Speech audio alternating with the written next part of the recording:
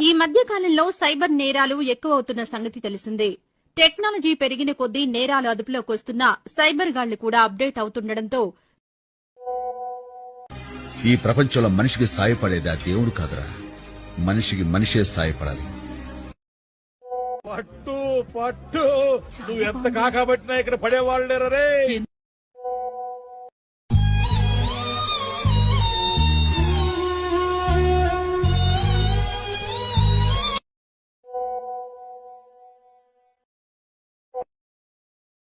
దెంగర పూక మొడ్డ ఎవని లెక్క చెయ్యాలి.